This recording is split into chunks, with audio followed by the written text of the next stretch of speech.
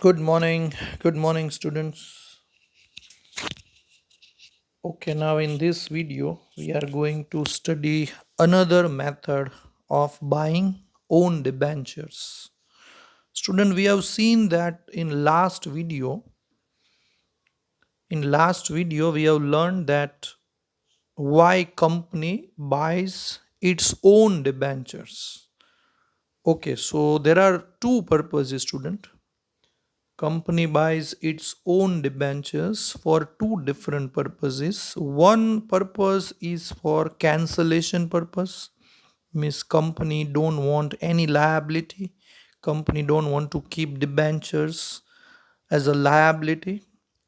So company buys its own debentures from open market, and once company receives debenture, then it cancels it. Okay, so debenture account is closed.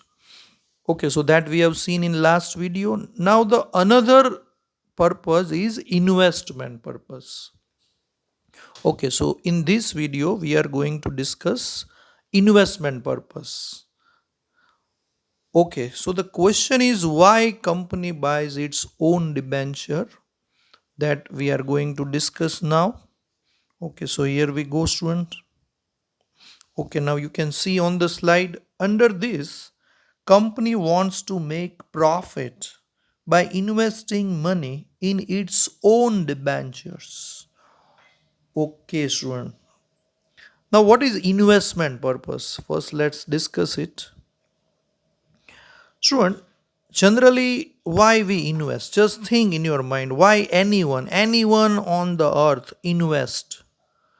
Of course, student, for profit. If you want to make profit, if you want to make money, then what you will do? You will make some investment either in shares or debenture or any other things. Okay, now generally in all investment, the fundamental is very clear, student, that anyone who wants to invest, he buys something at a lower price and he sells at a higher price. Okay, this is the mantra of all the investment, student. Clear? Okay, so here also the same thing is applicable. Company will buy its own debentures from market at a lower price. Then company will wait for the increment of the price. And once company realizes that the price are up now, then company will sell the debenture, isn't it? And thus company can make a profit. Okay, so second purpose is described fully on the slide. You can just read the slide and you can understand. Okay, student અહીંયા company પોતાના જ debenture ખરીદી લે છે કારણ કે company profit કમાવા માગે છે.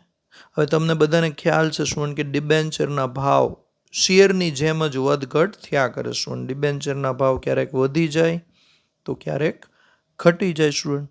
એટલે કંપની શું કરે? પોતાના જ ડિબેન્ચર માર્કેટમાંથી ખરીદી લે, પોતાના જ ડિબેન્ચર ઓછા ભાવે. જ્યારે માર્કેટમાં મંદી ચાલતી હોય તો કંપનીને એવું રિયલાઇઝ થાય કે ભાઈ અત્યારે મંદી છે, અત્યારે ડિબેન્ચરના ભાવ બહુ ઓછા થઈ ગયા છે, તો માર્કેટમાંથી આપણે લઈ લેવા જોઈએ. ઓકે, એટલે કંપની ઓછા ભાવે પરચેસ કરશે, ઇન્વેસ્ટ કરશે. પછી કંપની એ ડિબેન્ચર થોડો સમય માટે રાખી મૂકશે, વેઇટ કરશે, ભાવ વધવાનો વેઇટ કરશે, અને જેવા ડિબેન્ચરના ભાવ પાછા વધી જાય એટલે કંપની પોતાના ડિબેન્ચર વેચી દે છે. ઓકે, એટલે આ રીતે કંપની પ્રોફિટ કમાવા માગે છે. જેમ આપણે બીજી કંપનીના ડિબેન્ચર લઈએ એમ આપણે પોતાની જ કંપનીના ડિબેન્ચર લીધા છે ઇન્વેસ્ટમેન્ટ પર્પઝ માટે. ઓકે, એટલે અહીંયા એક વસ્તુ સ્ટુડન્ટ યાદ રાખજો કે અહીંયા ડિબેન્ચર કેન્સલ નથી કરવાના. એટલે કંપની જે છે એ ડિબેન્ચર વેચવા માટે જ ખરીદે છે, પરમેનન્ટલી પોતાની પાસે રાખી મૂકવા માટે નથી ખરીદતી. એટલે અહીંયા પર્પઝ જે છે એ કેન્સલેશનનો નથી, જેમ આપણે લાસ્ટ વિડીયોમાં જોયું. ઓકે, લાસ્ટ વિડીયોમાં શું હતું સ્ટુડન્ટ? કંપની પોતાના ડિબેન્ચર ખરીદી અને એને કેન્સલ કરી નાખતી હતી, એટલે કે એનું અકાઉન્ટ ક્લોઝ કરી દેતી હતી. ઓકે, એટલે લાયાબિલિટીમાં ડિબેન્ચર જે છે એ રિમૂવ થઈ જતા હતા, આપણી લાયાબિલિટી ઓછી થતી હતી. સ્ટુડન્ટ આમાં એવું નથી, આનો પર્પઝ અલગ છે. અહીંયા કંપની પહેલાં ડિબેન્ચર ખરીદે છે અને પછી પાછો વેચી દે છે. ઓકે, એટલે વેચી દે છે એટલે પાછી જે લાયબિલિટી આપણી ઉપર હતી તો એમની એમ જ રહે છે સ્ટુડન્ટ. ઓકે, પણ કંપની પ્રોફિટ કમાઈ લે છે. વચ્ચેનો જે ટાઈમ છે સ્ટુડન્ટ, થોડા ટાઈમ માટે કંપની અહીંયા પ્રોફિટ કમાઈ શકે છે. ઓકે, ચાલો, તો આ વિડીયોમાં આપણે જર્નલ એન્ટ્રી શીખવાની છે કે જો આપણે ઇન્વેસ્ટમેન્ટ પર્પઝ માટે ડિબેન્ચર લીધા હોય તો એની જર્નલ એન્ટ્રી કઈ રીતે કરવી. ચાલો સ્ટુડન્ટ, તો હવે એની જર્નલ એન્ટ્રી આપણે શીખશું. અહીંયા ચાલો, આ સ્લાઇડમાં તમે જોઈ શકો છો કે જર્નલ એન્ટ્રી આવી ગઈ છે student. It is very simple to understand. ચાલો, સૌથી પહેલાં તો જ્યારે કંપની પોતાના ડિબેન્ચર ખરીદી લે તો શું એન્ટ્રી કરવી, બરોબર? પોતાના ડિબેન્ચર માર્કેટમાંથી ખરીદે. ઓકે, હવે એક બીજી વસ્તુ આપણે નોટ કરી લઈએ અહીંયા સ્ટુડન્ટ, આ એન્ટ્રી શરૂ કરતા પહેલાં, કે કંપનીએ જ્યારે પહેલાં ડિબેન્ચર બહાર પાડ્યા હોય ને એની જર્નલ એન્ટ્રી તો જે રીતે થતી હોય એમ જ કરવાની છે. ઓકે, એટલે એ એન્ટ્રી કદાચ તમને પૂછે અથવા તો ન બી પૂછે. ઓકે, તો કદાચ જો પૂછે તો જે પહેલાં ડિબેન્ચર જ્યારે ઇસ્યુ કર્યા હોય ને કંપનીએ ત્યારે જે જર્નલ એન્ટ્રી કરવાની હોય એ તો કરવી જ પડે આપણે સ્ટુડન્ટ. જેમ કે યાદ કરી જાઓ, પહેલી એન્ટ્રી જ્યારે આપણે ડિબેન્ચર બહાર પાડીએ તો એની 2 એન્ટ્રી થાય student. Bank account debit to debenture application and allotment account, અને બીજી એન્ટ્રી થાય student debenture application and allotment account debit to x person debenture account. Okay, એટલે આ 2 એન્ટ્રી પહેલાં તમારે કરવી પડે સ્ટુડન્ટ, કારણ કે જ્યારે આપણે ડિબેન્ચર ઇસ્યુ કરીએ ત્યારે આ એન્ટ્રી કરવાની હોય છે. ઓકે, એટલે પહેલી એ 2 એન્ટ્રી યાદ રાખજો. કદાચ પૂછે બી અથવા ન બી પૂછે, બરાબર? તમે ઇલસ્ટ્રેશન્સ આગળ હું કહીશ, તમે એમાં જોઈ લેજો. કદાચ એ એન્ટ્રી આપી હોય અને જો ન પૂછી હોય, ખાલી ઇન્વેસ્ટમેન્ટની જ પૂછી હોય તો તમારે અહીંયા જે હું લખું છું એ જ એન્ટ્રી કરવાની છે. ઓકે, એટલે ક્વેશ્ચન બરોબર વાંચી લેવો કે આપણે બધી જ એન્ટ્રી કરવાની છે કે ખાલી ઇન્વેસ્ટમેન્ટ પર્પઝ માટેની જે 2 એન્ટ્રી થાય એ જ કરવાની છે. Okay, depends. ચાલો, તો હવે અહીંયા અગાઉની એન્ટ્રી તો આપણને ઓલરેડી આવડે છે એટલે હું લખતો નથી, સીધી ઇન્વેસ્ટમેન્ટવાળી એન્ટ્રી લખું છું. ચાલો, જ્યારે કંપની પોતાના ડિબેન્ચર માર્કેટમાંથી ઇન્વેસ્ટમેન્ટ પર્પઝ માટે ખરીદે તો શું એન્ટ્રી કરવી. ચાલો, તો એન્ટ્રી તમારા સ્ક્રીન ઉપર છે. પહેલાં આપણે debit what comes in rule apply કરશું. Debit what comes in. What comes in student? Yes, debenture comes in, investment comes in, બરોબર? Rule of real account. Okay, તો ઇન્વેસ્ટમેન્ટ આપણે કર્યું સ્ટુડન્ટ, તો investment in on debentures account debit. હવે તમે જે લોકોએ આની પહેલાંનો વિડીયો જોયો હશે અને ખ્યાલ હશે કે જો આપણે કેન્સલેશન પર્પઝ માટે ડિબેન્ચર લેતા હોય ને સ્ટુડન્ટ, તો આપણે ઇન્વેસ્ટમેન્ટ વર્ડ નથી યુઝ કરતા, ખાલી ઓન ડિબેન્ચર્સ અકાઉન્ટ ડેબિટ કરીએ છીએ. On debentures account debit to bank. Okay, એમાં ઇન્વેસ્ટમેન્ટ વર્ડ આપણે નહોતા લગાડતા એટલા માટે કે એમાં આપણો પર્પઝ ઇન્વેસ્ટમેન્ટનો નહોતો, બરોબર? અહીંયા આપણો પર્પઝ ઇન્વેસ્ટમેન્ટનો છે એટલે આગળ ઇન્વેસ્ટમેન્ટ વર્ડ લાગી જાય છે. Okay, investment in on debentures account debit to bank account. એટલે આમ એન્ટ્રી તો ઓલા જેવી જ ગણાય, ચૂડાની પહેલાંના ટોપિક જેવી જ છે, ખાલી આગળ એક ઇન્વેસ્ટમેન્ટ વર્ડ લાગી ગયો છે, બાકી કોઈ ચેન્જ નથી. ઓકે, તો ફરી વાર એન્ટ્રી યાદ કરી જઈએ. Investment in on debentures account debit to bank account. To bank એટલા માટે કે આપણે ચેકથી પેમેન્ટ કરવું પડે શું, અથવા બેંક થ્રુ પેમેન્ટ કરવાનું હોય. ઓકે, એટલે બેંક ઇઝ ધ ગીવર. ચાલો, હવે એમાં પ્રાઇસ કઈ લખવી? તો સ્ટુડન્ટ જનરલી ડિબેન્ચરની પ્રાઇસ 100 હોય છે. જનરલી કહું છું, કોઈ એવો રૂલ નથી, વધારે બી હોઈ શકે, પણ જનરલી કંપની ડિબેન્ચરની પ્રાઇસ 100 રાખતી હોય છે. એટલે કંપની શું કરે કે 100થી ઓછા ભાવે ખરીદી કરતી હોય છે, કારણ કે તો જ પ્રોફિટ થાય સ્ટુડન્ટ. જો આપણે વધારે ભાવે ખરીદી કરીએ તો પ્રોફિટ થવાની શક્યતા ઓછી થઈ જાય. ઓકે, પણ તમને આ પ્રાઇસ આપી દીધી હશે એટલે આપણે જે ભાવમાં ખરીદી કરી હોય સ્ટુડન્ટ એ ભાવ અહીંયા લખવાનો છે. જેમ કે આપણે એક ડિબેન્ચર 90 રૂપીઝમાં લીધો હોય અને એવા 1000 ડિબેન્ચર લીધા હોય તો 1000 ઇન્ટુ 90 એટલે કે 90,000 લખવા પડશે. ઓકે, જે કાંઈ પ્રાઇસ હશે એ તમને આપી હશે student, so not to worry about it. Okay, જે કાંઈ પ્રાઇસ હશે એ તમને મેન્શન કરી હશે. Okay, done. ચાલો, હવે બીજી એન્ટ્રી કરીએ સ્ટુડન્ટ. 2 જ એન્ટ્રી છે આમાં, ટોટલ 2 જ એન્ટ્રી તમારે શીખવાની છે. આ પહેલી એન્ટ્રી તો થઈ ગઈ સ્ટુડન્ટ, બહુ જ ઇઝી છે. ચાલો, હવે બીજી એન્ટ્રીમાં આપણે શું કરશું? અહીંયા પહેલી એન્ટ્રીમાં સ્ટુડન્ટ ડિબેન્ચર આપણે ખરીદી લીધા છે. ઓકે, એટલે હવે ખરીદી કરીને આપણે મૂકી રાખવાના છે સ્ટુડન્ટ. ડિબેન્ચર કંપની પાસે પડ્યા રહેશે. ક્યાં સુધી પડ્યા રહેશે?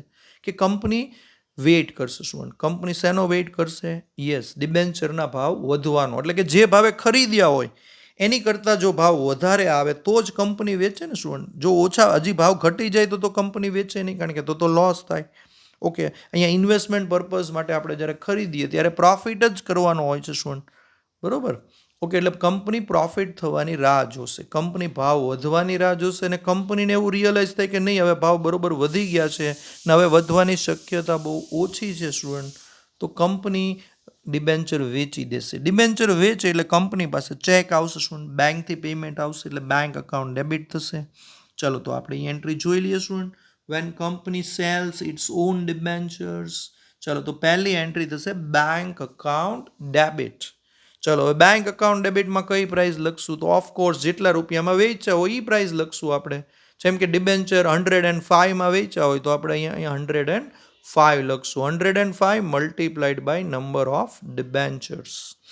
ઓકે, ચાલો હવે ડેબિટ તો થઈ ગયું સ્ટુડન્ટ, બેંક અકાઉન્ટ ડેબિટ થઈ ગયું. હવે ક્રેડિટમાં શું આવશે? તો ક્રેડિટમાં આપણે ઉપરની એન્ટ્રીમાં જે અકાઉન્ટ ડેબિટ કર્યું છે સ્ટુડન્ટ એને હવે ક્રેડિટ કરશું, કારણ કે હવે ઇન્વેસ્ટમેન્ટ ગોઝ આઉટ. પહેલાં ઇન્વેસ્ટમેન્ટ કર્યું એટલે ડેબિટ વોટ કમ્સ ઇન એ રૂલ અપ્લાય કર્યો. હવે આપણે ડિબેન્ચર વેચી દીધા એટલે ડિબેન્ચર આપણી પાસેથી જાય છે. Credit what goes out. Okay, તો ઇન્વેસ્ટમેન્ટ અકાઉન્ટ જે પહેલાં આપણે ડેબિટ કર્યું હતું પહેલી એન્ટ્રીમાં એ આપણે ક્રેડિટ કરી નાખશું to investment in on debentures account. એમાં પ્રાઇસ આપણે ઉપરની જ લખવાની છે સ્ટુડન્ટ. ઉપર જે પહેલી એન્ટ્રીમાં જે ડેબિટમાં જે પ્રાઇસ લખી છે સેમ ટુ સેમ એ જ પ્રાઇસ આપણે અહીંયા ક્રેડિટમાં લખશું. ઓકે, અને જે આપણને પ્રોફિટ થયો છે સ્ટુડન્ટ એ અલગથી બતાવશું આપણે, કારણ કે આપણે પ્રોફિટ કમાવા માટે તો આ કર્યું હતું સ્ટુડન્ટ. ઓકે, એટલે અહીંયા પ્રોફિટની અમાઉન્ટ હજી ક્રેડિટ થશે. ચાલો તો ક્રેડિટમાં હજી એક અમાઉન્ટ આવશે કે to profit on sale of debenture account. Okay, એમાં આપણે પ્રોફિટની અમાઉન્ટ લખશું, એટલે કે પ્રાઇસ ડિફરન્સ લખશું. જેમ કે આપણે 90માં લીધા હોય, 90 રૂપીઝમાં ડિબેન્ચર લીધા હોય ને 105માં વેચી દીધા હોય તો પ્રાઇસ ડિફરન્સ શું થયો સ્ટુડન્ટ? Yes, 15 rupees. બસ તો એ 15 rupees multiplied by number of debentures. ટૂંકમાં જે કંઈ પ્રોફિટ તમે કમાણાઓ એ અહીંયા લખવાનો છે. બસ તો આ બે જ એન્ટ્રીમાં સમ પૂરો થાય છે સ્ટુડન્ટ. હા, એક ફરી વાર કહી દઉં સ્ટુડન્ટ, આ બે એન્ટ્રી તો તમારે કરવાની જ છે, પણ જો તમને અગાઉ એવું કીધું હોય કે ભાઈ અગાઉની ડિબેન્ચર ઇસ્યુ કરવાની એન્ટ્રી પણ કરો તો ઉપર બે એન્ટ્રી પહેલાં કરવી પડશે અને પછી આ બે એન્ટ્રી કરવી પડશે. એ ક્વેશ્ચનમાં આપણે જોઈ લેવું પડશે સ્ટુડન્ટ. ચલો તો હવે આ બહુ જ ઇઝી એક્ઝામ્પલ છે અને આની પહેલાંની જેવો જ છે, એટલે આઈ એમ શ્યોર કે તમને એન્ટ્રી ઉપરથી જ સમ આવડી જશે, એટલે સમ તમે કરી શકશો સ્ટુડન્ટ.